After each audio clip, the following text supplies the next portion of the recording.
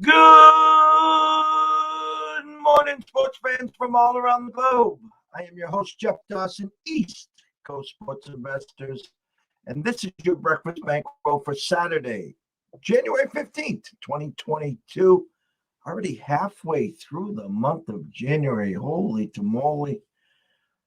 Before you know it, it will be the Olympics, the Super Bowl, conference championships, March Madness, maybe the first pitch of baseball, and of course, the Masters. Before we call our co-host in from Tampa, where it's, 80-something degrees, hot, humid, AC probably on, yard being thatched, limed, looking beautiful. All people back east, bundle up. Bundle up. Take it easy on your pets. If they got to go out, let them go out quick and get them back in. It is brutal out there. Wind chill well below zero. Ugly. And with the rain initially last night, and then obviously the coldness and stuff, it's a skating rink out there. Good day to maybe make a nice beef stew. Something hot, maybe some crock pot stuff. But, you got a day and night full of NCAA hoops. We got the wild card weekend and NBA, NHL, you name it, we got it. But without further ado, the man from the Palm Tree State himself, the one, the only, Mr. Scott E. Webb. What's happening, Scotty? Morning, Jeff.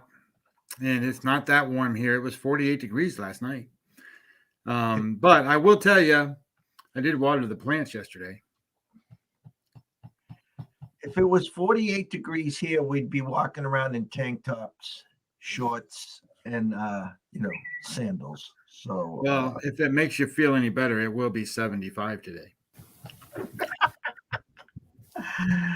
I need to vent for a quick second. I know we got a lot of stuff today. We got, like I said, 2 wild card football games. We got 100 plus games in college hoops.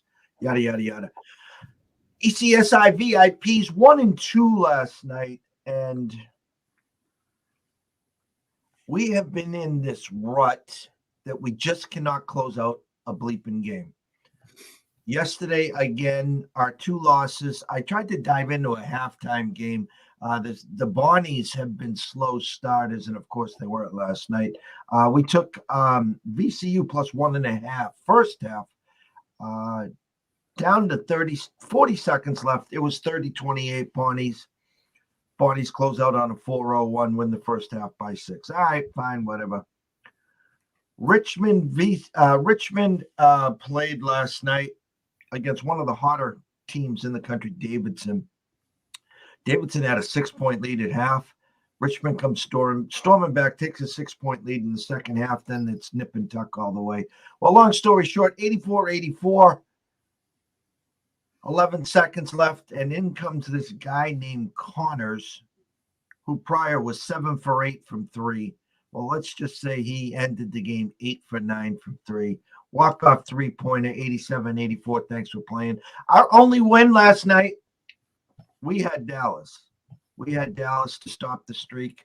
There was some good reverse line movement. Like I said, on the midday market report, the line had gone all the way down to 1.5. It bounced back to 2.5 and 3s in some spot. A good first half from Memphis. We were fortunate to have that strong second half. So that was the 1 and 2. So all our ECSI VIP guys need to breathe, take a breath. We're 7 and 6 for the week.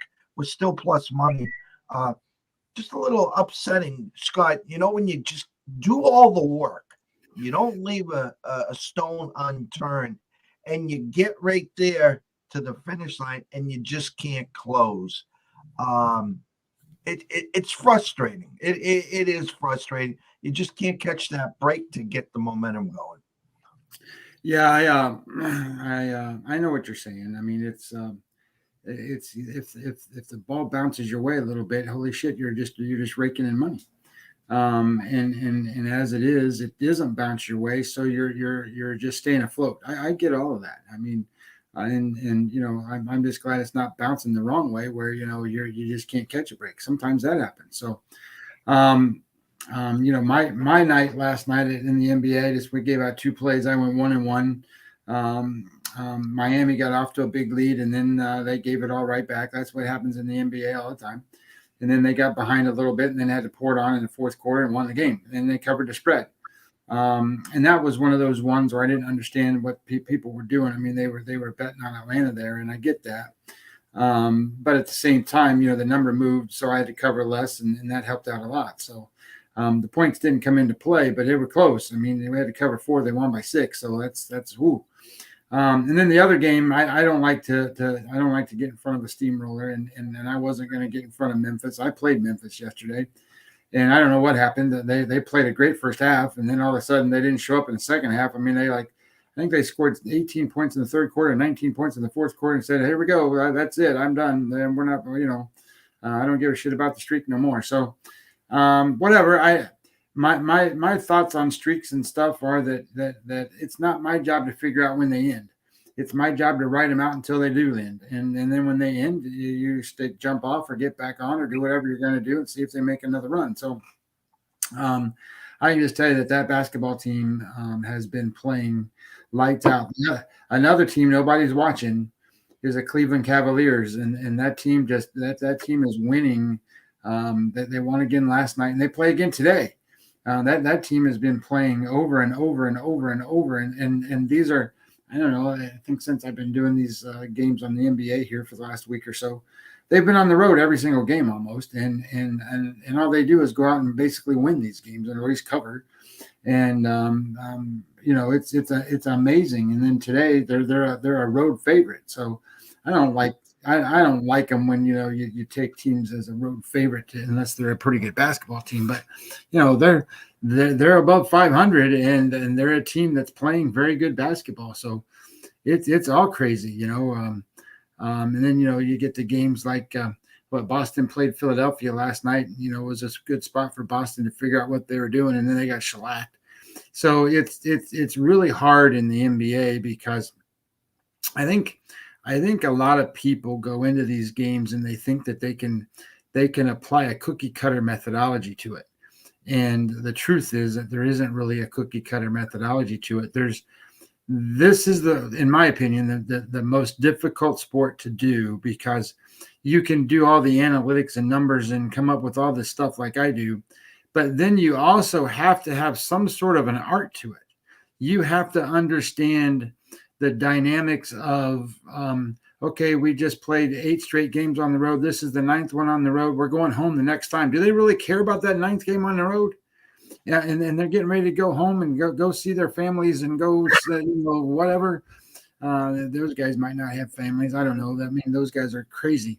So that it's all about how do you massage what you're looking at, and it takes a little bit of experience to figure that out. I haven't totally ever figured out the NBA. It's one of the hardest things, but it's a professional league, which I like better than the college league. And the truth is, and I know you've said this over and over and over, you hate professional basketball. And I look at it just the opposite way. I like professional basketball. I don't watch much of the games. I don't really care about the players per se. I do know who they are, and I do know a little bit about them. You have to know some of that stuff if somebody's sitting out and how valuable they are. But it's still about numbers and what the effect of those numbers are. But the reason I like the professional game is because they shoot, they score, they don't miss, they play good defense. People don't really realize how good they are. If you've never been to an NBA game, you're missing out on what it's TV does not do that game justice. If you're there live and you watch an NBA game, holy shit, you see those guys beat the living hell out of each other and run up and down the court, and you don't see that on TV, and you don't get that on TV. And the reason I like it better is because in the college game, Jeff, they can go 7 minutes and ain't nobody score. And I can't stand that. I mean, it's not that I need scoring. It's just I need the purpose of the game is to put the ball in the basket, and them goddamn kids, they can't shoot the ball for shit. Well, anyone eyeing the 12 o'clock games, just want to give you a news flash. In the Northwestern Michigan State game, if you go to the numbers now, that's a big move on Michigan State. Northwestern's forward Peter Nance is out in 14 games, averaging 17.1 points, 7.7 rebounds, 2.8 assists, and 1.6 blocks. So this number actually was going the other way. Northwestern, I had seen it as low as 7.5 at WinBet. The sirens are rolling. South Point just moved it to 8. There's some 9.5s right now at Circa and Westgate. So just keep an eye out for that, everyone watching and listening. Again, I'm not a guy that runs to the window on every big injury. I think that is sometimes a big overplay, especially in the NBA. I'll just give my quick 2 cents because I want to get everyone to the board here today. The NBA, in my eyes, listen, I'm not discrediting the product. I'm a guy that grew up in the 80s, obviously Bird and Magic, and just watching those games where you bring the ball up court, usually 4 guys touch the ball. The three-pointer was introduced, and I think there was one year that the Celtics took like 15 of them. It wasn't part of the game. Yes, the game evolved. Michael Jordan, and then you go to Kobe and Shaq and whatever. This product here, okay, is, in my eyes, evolves around a lot of divas, a lot of kids that have been grown up, coddled, AAU, boatloads, bags of money. They're the greatest since sliced bread, and they care about 3 things. They care about their brand. They care about their sneaker deal. They care about their 2K ratings. And are they close to New York or LA so they can do movies and whatever? They don't care about championships. They don't. And so it's a whole different ballgame. It's a whole different mentality. If you can't beat them, you join them. Where back in the 80s and 90s, if you can't beat them, you just worked harder. And so if you look at some of the NBA games, like the Dallas-Memphis game, Memphis is up 5 at half. You're like, okay, I got a good shot here. Well, I believe in the halftime phone call. I believe at the end of the third quarter phone call. Just ask Donaghy, who spent federal time in jail for point shaving, for whistles, whatever you want to call it. How can a team who's up 5 at halftime get blown out by 20 in the third quarter and 15 in the fourth quarter? It's called they didn't show up. They didn't show up. Why didn't they show up? It doesn't make sense. Memphis was the hottest team in the NBA. It wasn't even up for debate. And all of a sudden at halftime, they just left their sneakers in the locker room. And what did Dallas just flip the switch? And so it's frustrating. And what you said about the kids, I do understand that. I've been a part of a lot of those 15, 17. Ask our buddy Billy Hewlin the other day. Good morning, Billy. Love you. I will be talking to you real soon. He was a part of a game 2 days ago where his team, Washington State's up 9.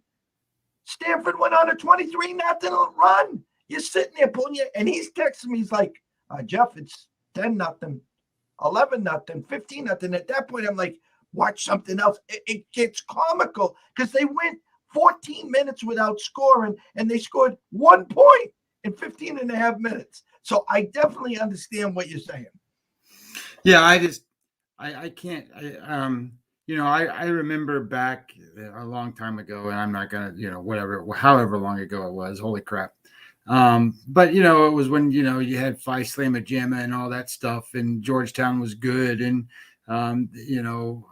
these teams would go out and they would play hard and they would play well, and it didn't seem to me back then, and maybe I'm wrong, but back then these teams didn't go 14 minutes without scoring.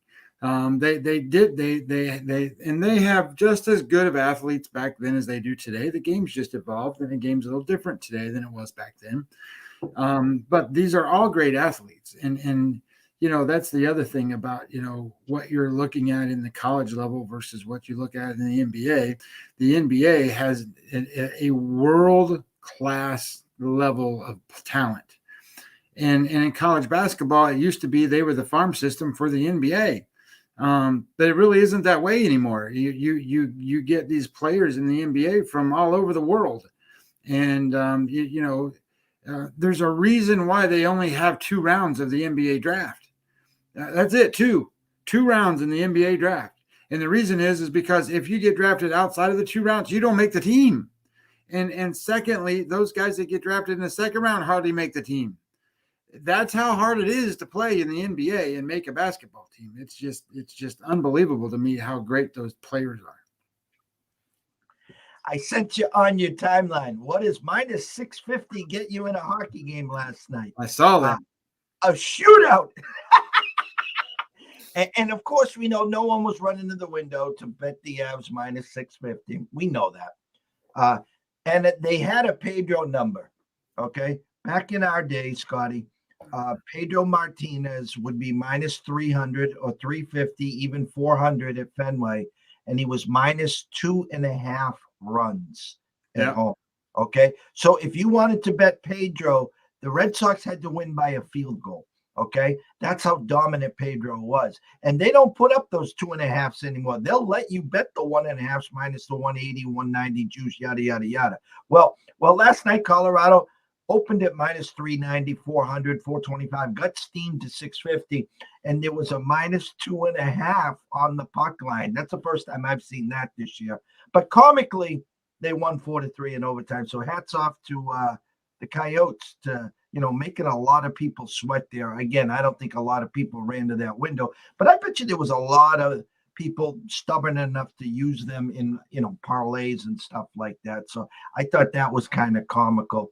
I'm just the boards here, Scott. I'm just gonna highlight quickly the wild card games for today. Maybe you have some interest in those. We did finally get a little movement in both of them, actually. 4:30 p.m. kickoff, rotation number 141, 142. Vegas at Cincinnati. The line has now gone to 6 across the Vegas Strip, and it's 6 minus 125 at our friends at Westgate. Good morning, Mr. Murray. Which means the next move there will be to 6.5. And under over opening at 48 in the hook is still 48 in the hook. It's Circle, Westgate, and South Point, and Caesars, I should say. So all across the Vegas Strip, 48.5. And then the nightcap, rotation number 143, 144. Patriots at Buffalo, round 3. This one opened at 4. It is now 5 across the Vegas Strip. If you are in Vegas, you can run down to Caesars. If you're wanting Buffalo, they're at 4.5, and the same at WinBet. And under over that opened at 44, that is still 44. So Vegas initially was telling us 24-20 there. Money coming in, though, on Buffalo there. And again, back on more money coming in on Cincinnati. Any thoughts there, Scott? Well, I got thoughts and action on the second game. The first game, here's kind of the way I'm looking at that first game. So the line was 5.5. Now and then what is it? 6. It was open at 6. Then it went to 5.5. Now it's 6 again. The weather's going to be a factor, only in a sense that I showed you that. I don't know if you looked at it, but I showed you that thing about Derek Carr. Of all the playoff quarterbacks that are playing this weekend, and I just got to preface this so that you guys understand. There's a data dynamics thing. It's called RNFL. So RNFL just is it's a game script. And in that game script is everything. It's the temperature, it's the time, it's the distance, it's the who ran the ball, who threw the ball, all of it. It's all in there. So if you can understand the language and write computer program, you can do all kinds of stuff. So someone way smarter than me wrote a program that says, hey, just out of curiosity, when the weather is at certain temperatures, what is the EPA, right? So the expected points value added. Well, Derek Carr is the only NFL quarterback in the playoffs that is a negative EPA based off of the weather. And because the weather is in cold, He doesn't do very well there. As a matter of fact, he's the worst quarterback, and he's the only quarterback in the negative EPA. It's not good to have negative points added and based off of your play. That's not a good thing at all, especially for a quarterback, because they add the most EPA to everything. So that scares me about the Raiders. And the second thing that I think about is since week 10 in the NFL, the CPOE, which is completion percentage over expected plus EPA, Joe Burrow is the number one quarterback in the NFL. So you have the very best quarterback basically in the NFL right now, and he's going to go against the very worst quarterback in these weather conditions. So to me, that's a mismatch. Now, where some of this other stuff kind of comes into play is, how did this get? They played each other already, and I don't know if people remember this game, but Cincinnati won the game 32-13. It was on November the 1st. But what I think people are going to miss here is that game was 13-6 through three quarters, so it was pretty close. And then there was a 19-7 fourth quarter outburst by Cincinnati. Cincinnati, though, dominated the game with first downs. They had 23 first downs. Las Vegas only 13. But when it came to yards, Cincinnati had 288 yards, and the Raiders had 278 yards. The Raiders were -1 on turnovers. The Raiders were 1 for 7 on third down, and the Bengals were 8 for 16. So they stayed on the field, and the Raiders couldn't stay on the field. And then the Raiders had 77 yards of penalties in that game, and Cincinnati had 5. So that's the big thing, though, that is always around the Raiders, the dynamic that they cost themselves, shoot themselves in the foot over and over and over. They do that all the time. And I don't see why they wouldn't do it again. I mean, that's how they play. The other couple things here that bother me, and I know there's a lot of people that are back in the Raiders here, but there's another couple of things that bother me about the Raiders. Number one, Las Vegas is 27th in the league out of 32 teams in run defense in the red zone, and they are 30th in defense against the pass in the red zone. So they're not going to stop somebody once they get in there. So that's touchdowns versus field goals. And Cincinnati is excellent on run defense in the red zone. They're great. So there's a big difference here on how this works out and what the teams look like. Another deciding factor for me in this game is yards per point. I don't know if people really look at that, but yards per point is important, not necessarily yards per play. That was a big thing 10 years ago. And that's sort of gone the wayside of EPA now. But yards per point is important because yards per point says this is how many yards this team needs to gain 1 point. And for Cincinnati, it's 13.4. That ranks 4th in the NFL. For Las Vegas, it's 16.5, ranks 22nd in the NFL. All the difference means is that one team has more points based on the yards they gain, so they're more efficient and they work less hard to score the points than the other one. And that team's Cincinnati. So the big thing here is, can Cincinnati stop Waller? Because he was unbelievable against them the last time. He had 8 targets, 7 receptions, 116 yards. But Mixon was the big deal for that game because he ran the ball 30 times for 123 yards and 2 touchdowns. I think this game plays out a lot different. I think this game plays out where the Raiders stop the run more but can't defend the pass. Joe Burrow has a big game. Derek Carr has to throw the ball all over the place and try to scramble to get back in it. And my thoughts is that if I'm going to play this game, I'm going to play Cincinnati. I'm not going to play the Raiders.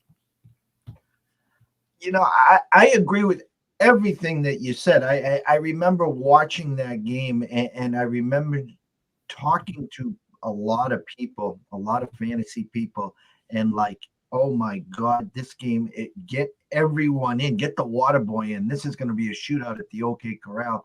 And like you said, going into the fourth quarter, it was like watching paint dry. I'm like, are you kidding me? I Yeah, thought this, 13-6. yeah. And then, of course, the fourth quarter, kind of the floodgates. Uh, the Raider team, I'm not calling them a team of destiny, okay? But I'm going to just say what they've done in the last month is kind of short of like, wow.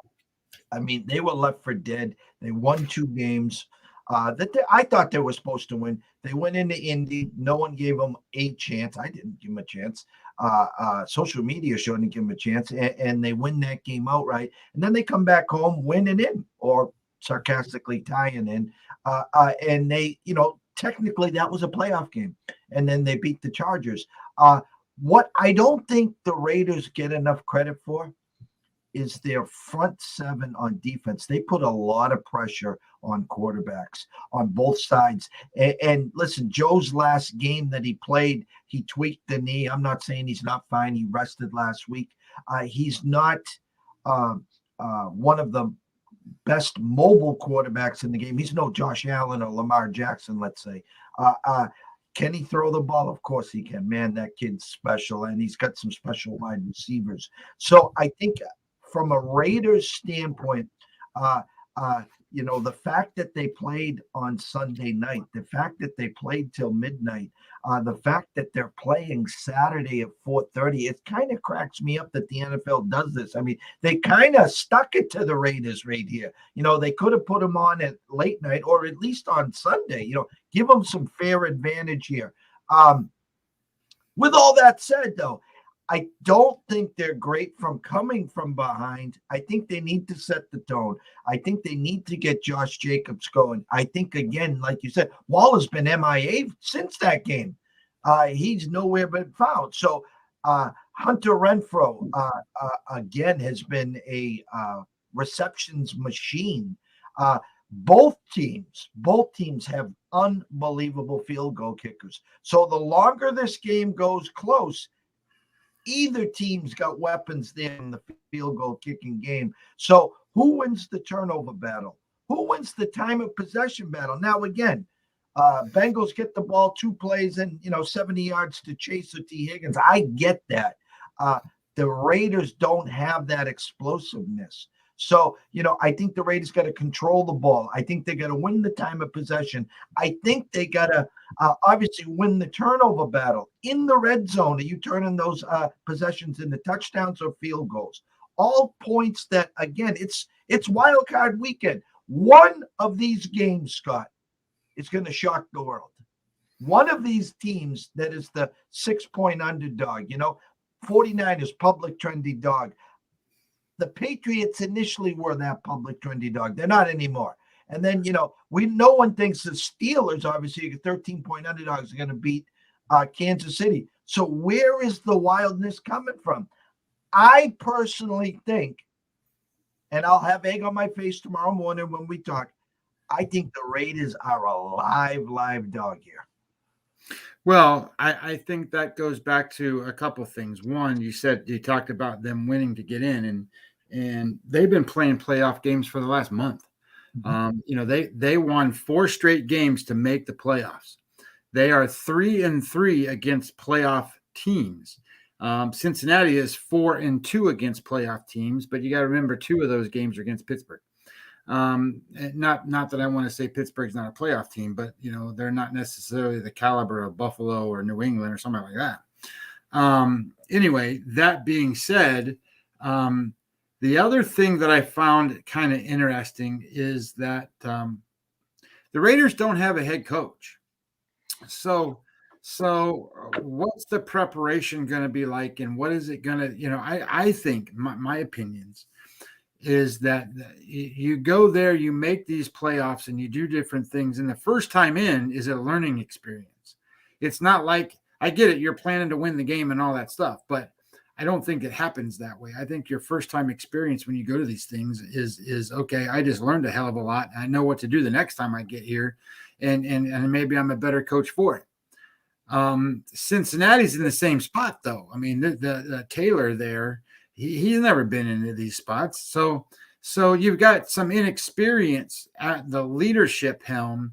So then that tends for me to sit here and go on the other side of everything I just said and go, well, how can you bet the favorite in this in any way, shape, or form? Because the underdog has a fighting chance, because I don't think the favorite can plan it out well enough to actually secure a win.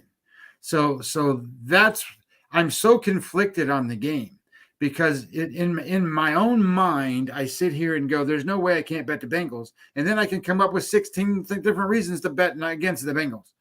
And then I go, well, I need to go bet on the Raiders. And then I can go, well, there's 16 reasons why I can't bet on the Raiders. So I'm like, I just give up. And I'm not saying I have a hard time getting past it, but I go back to, again, Boomer Esiason isn't QB in here. Carson Palmer's not QB in here. It's the new era, the new Bengals. But it's a hard time to get past the Marvin Lewis era, where this team was winning divisions and couldn't win a playoff game. And so when you talk about both sides and stuff, I like to say to everyone, hey, listen, guys, I know the game's on at 4:30. Grab some popcorn, grab a beer. You don't have to wager on this game. And I'm just going to change gears for 1 second, Scott, because there's 1, 2, 3, 4 games that are tipping off in college hoops at 12 o'clock, and it's 11:41 now. I just want to give everyone listening here 2 tidbits, what I'm seeing in the market right now. 2 games. Seton Hall Marquette, rotation number 601, 602, 12 p.m. tip-off. Seton Hall opened up at 1.5. They're a flat one at Circa. They're 1.5 at Westgate and Caesars. Okay. 62% of the bets, 73% of the money is coming in on Marquette, yet Seton Hall is still 1.5 point favorites. Strong line freeze. That line opened at Seton Hall a favorite. Now listen, Marquette has done great stuff here with head coach Shaka. They're back. Seton Hall, a team of desperation. Again, they're coming off another loss. They've been up, they've been down. They're getting healthier. I know the home dog here looks real appetizing. I just want buyer beware here, is the fact that Seton Hall is still the favorite there. So my point is, it's a line freeze. The overnight, the sharps hit the Hall. So be careful there. I slight lean the Hall. Obviously, we're staying away. The other game that's a huge, huge eye-opener. No one is hotter than Texas Tech. No one.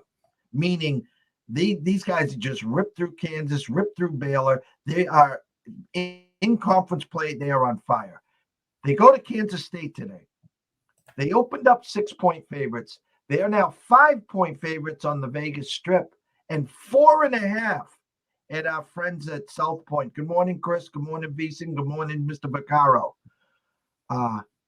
52% of the bets, 57% of the money, all coming in on the Texas Tech Red Raiders. Yet they opened up at 6, down to 5, and now 4.5 in some spots.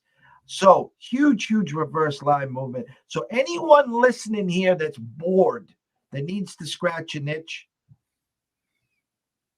go grab your +5 on the Kansas State Wildcats. Sprinkle a little pizza bear money. You're probably going to get them +145, 150 on the money line. Yeah, egg on my face. You're right. When Texas Tech wins by 10, they're rolling. How can you roll? My point is, my eyes don't lie. I'm just telling you what I see, how I'm reading this board, and there's some huge, huge, huge reverse line movement coming in on K-State today. And what I like to say, everyone, is you go to the casino, you go to the race track, and you see that guy run into the window, yelling to the teller, yeah, give me the 5656 with the 2458, trying to get it in right before the race starts. Do you ever see that guy run back to catch that ticket? No. So on Saturdays at high noon, whether it's football or basketball, these are kids. They're kids. We don't know if they were out at the frat party till 3 a.m., at the kegs, doing keg stands, Jello shots, whatever. Okay. So again, I don't like to run to the window at noon. It kind of sets the tone. And you come out and you lose a couple of games at noon. It seems like the chase is on. And for us, you got 2 days left of the week. So again, it's a small window. I just told you the 2 games that I'm seeing with Seton Hall. Keep an eye on them at Marquette. And again, K-State, live dog here. You can grab them +5. Sprinkle a little pizza and beer money on them, plus 140, 145, 150 on the money line. That's it. I'll shut up. Scotty, game 2. All right, game 2. So this is what is this? This is New England and Buffalo. So this was opened at 4, went to 4.5, now 5. Total still 44, right? Yep, still 44. Yes. Wind is 9 miles an hour. The weather, it's 29 degrees. I guess the best way to start this off is to say, look, this is the third time these two teams have met this year. And they're division rivals, which is extremely important to understand. They know each other very well. Both of these teams do. And the first game was 14-10 in that windy snow fest, whatever you want to call it, that was going on in Buffalo. The second game was 33-21, sort of a reaction to the first game that Buffalo got beat and sort of got embarrassed a little bit in that game that or at least in my opinion, they got embarrassed because, we talked about it the other day. Mac Jones threw the ball 2 or 3 times or something like that. So it's one of those games where I think they came in with a lot of motivation, and what it taught me though, and we talked about it after that game, what it taught me though is that this coach that is the head coach in Buffalo, he's not afraid to go have some look introspectively at his team and then make adjustments, because he did. And then he put it to him. But that being said, the looking back on these games, I went back and looked at the last 5 of these games. The average total, the average score of the game is 42. So that doesn't surprise me, because the average NFL game is around 48 these days. And 42 is a far cry from 48. And the number says 44.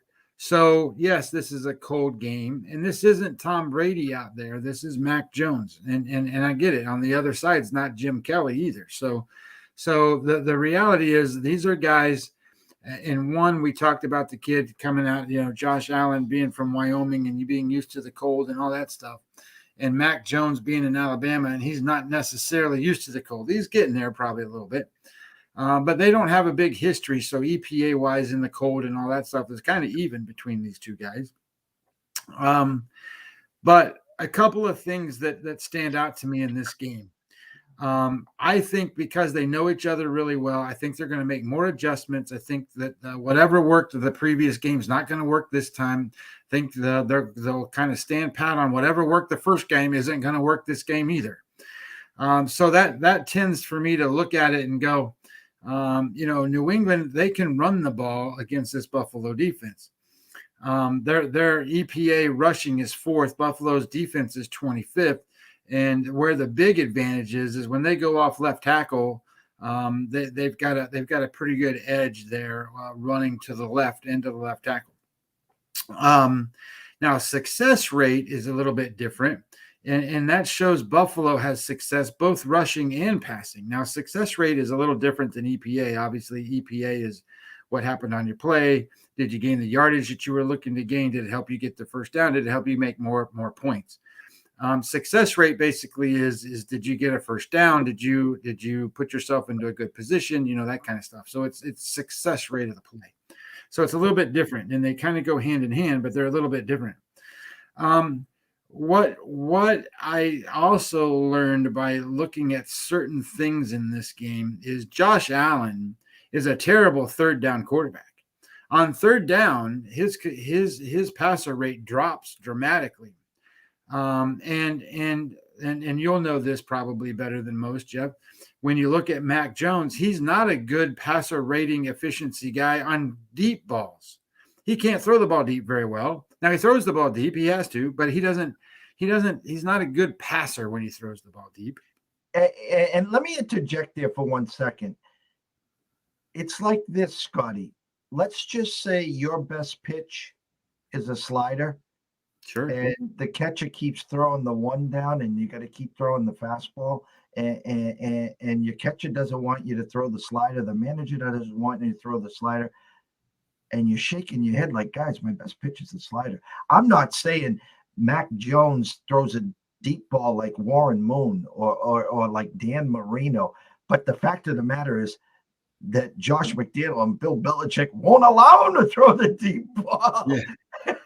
And it's one of these, he'll probably throw 2 a day. And when you throw 2 a day versus maybe 5 or 6, and you keep them guessing and stretch the field versus the 2 a day, they're like, listen, we know he ain't going to try to beat us deep. So I agree exactly what you're saying there. And I think next year you'll see a different one, but 100% agree with you there.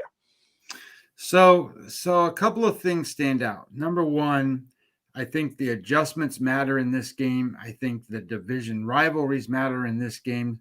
So I think the defenses are going to play well. I think they're going to be better than the offenses. I think you got a low-scoring game. So that's number one. Number two, I think there's another way to play this game. So I looked at some numbers and broke some things down in first half and second half, and mostly first half here.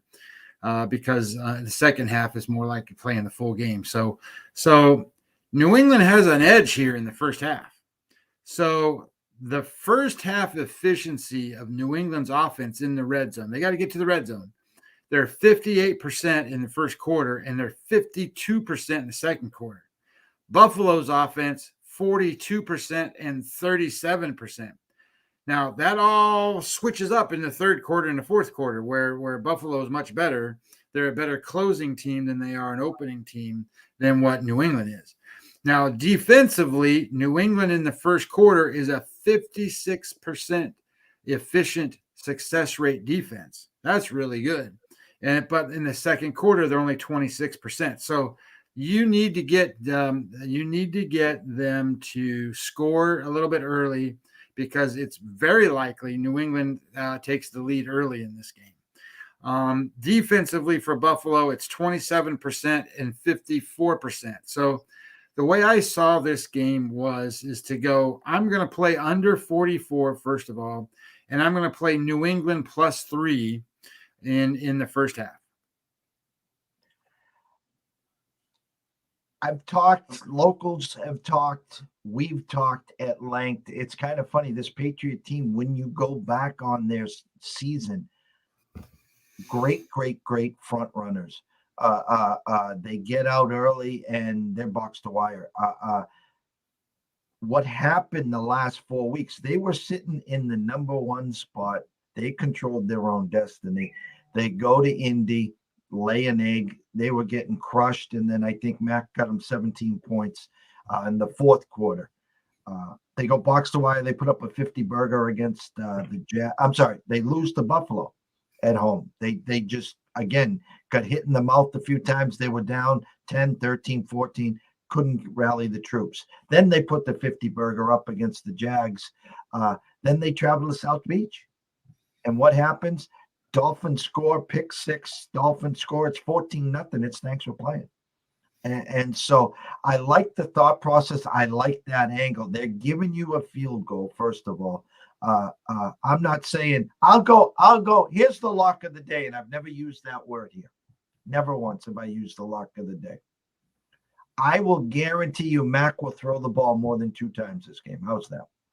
And that game in Buffalo, when they did win, he threw the ball 2 times. So I'm being sarcastic here, guys. I don't look at the props. I have no idea what his prop is, but I was being sarcastic there. Well, it ain't 2, Jeff. So I'm being sarcastic. I've only had half a pot of coffee so far this morning. But the thought is, again, get out early, establish the run game. Harris, Stevenson, Bolden, dink and dunk to Henry, whatever it takes, to get out early, because those guys in the stands are going to be bone cold. So you got, for Buffalo's case, we got to score early and often. We have to have some strong defensive play to keep the crowd motivated, and if you're there in below 0 or 0 weather and your team's down 13-0, the beer is frozen in your hands. I mean, unless you're carrying a flask in there, how the hell are you going to keep warm? Exactly right.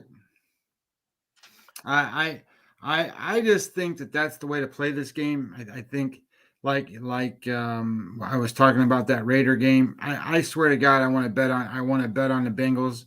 But then every time I look to go bet on the Bengals, I go, shit, I can't pull the trigger because of X, Y, and Z. And then the same thing applies when I decide I want to bet on the Raiders for the same problems.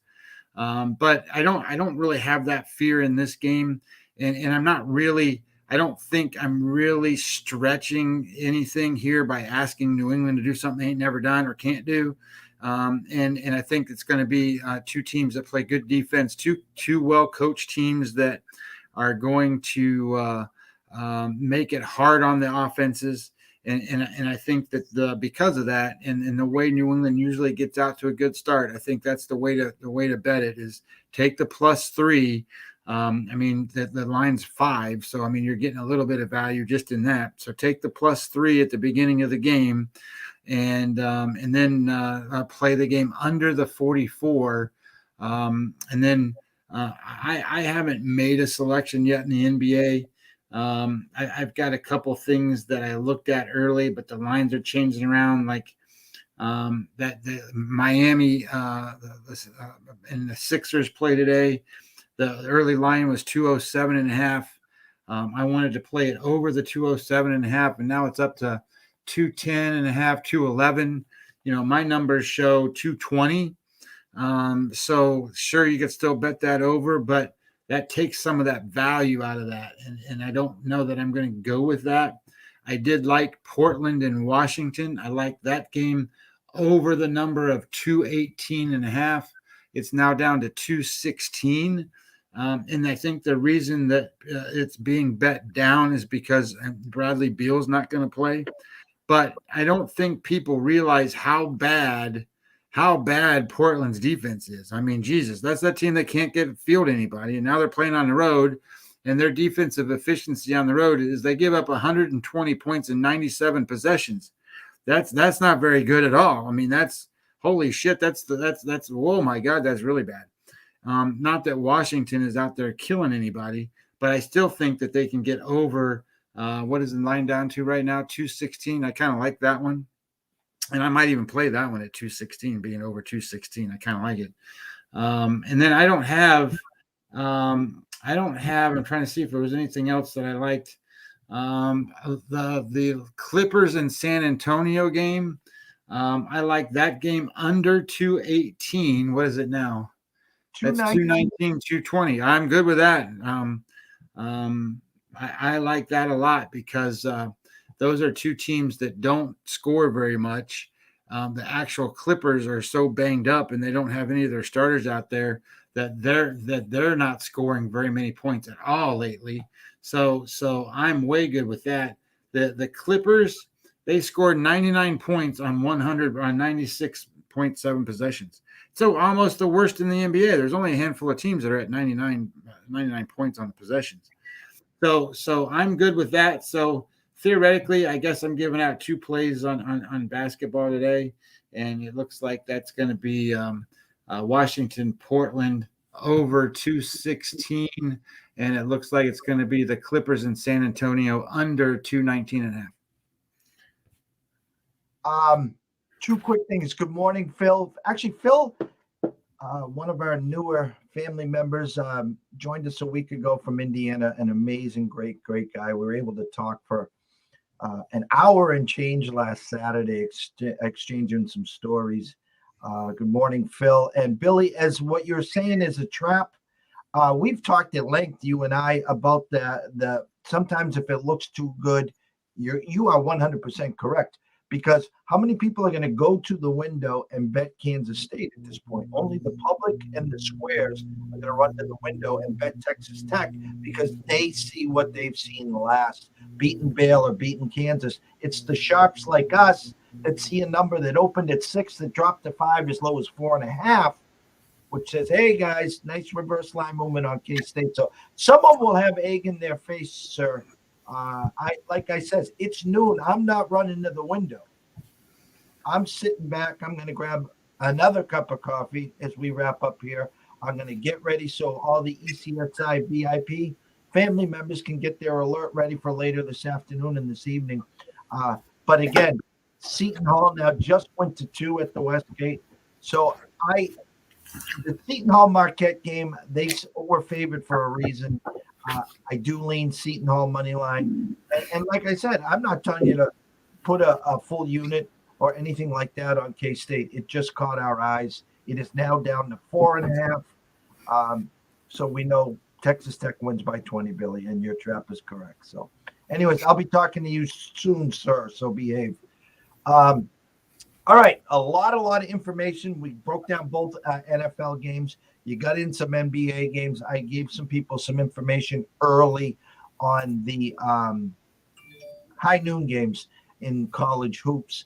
In closing here, it's the start of Wild Card Weekend. Tomorrow there are 3 games, and then Monday we have 1. So myself and Scott will be here tomorrow morning to break down the 3 NFL games. And listen, we've been breaking them down all week. So if you're not following us, go to Twitter at EC Sports Invest.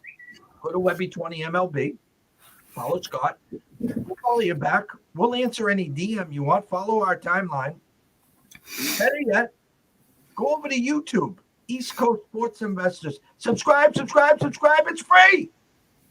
Tell a friend. Tell your neighbor. We're trying to build up something here, guys. Turn on the notifications. Run over to Twitch and do the same thing. That's all we ask. It's free. We're not asking for $1 million. We're only asking for about 30 seconds of your time. That's all. And then I'll ask him for $1 million, Jeff. Well, I was just going to say, and then next we're going to ask for the reviews, which we know that never happens because that takes 45 seconds and no one can be bothered. So anyways, if you are wagering today, always wager with your head, not your heart.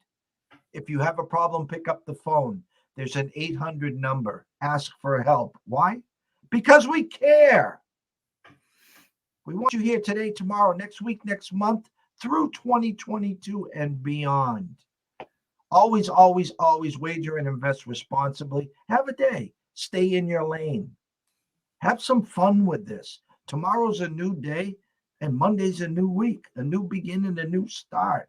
It's okay if you're down a handful of units. You're not going to get it all back in one swing. And when you try, you usually double your losses. Okay? Money management, bankroll management, risk management, whatever you want to say. We're here to help, cash some tickets, educate, a little entertainment here and there, you know. But that's it for today. Thank you. We will see you bright and early tomorrow. Again, a full slate, 133 or 34 college hoop games today. Couple NFL games, NBA, NHL, a full plethora. Oh, and UFC even in the 3rd round of the Sony Open in the PGA. So have a day, guys. Thank you again. And we will see you tomorrow morning prior to kickoff and get you all set for round 2 of Wild Card Weekend.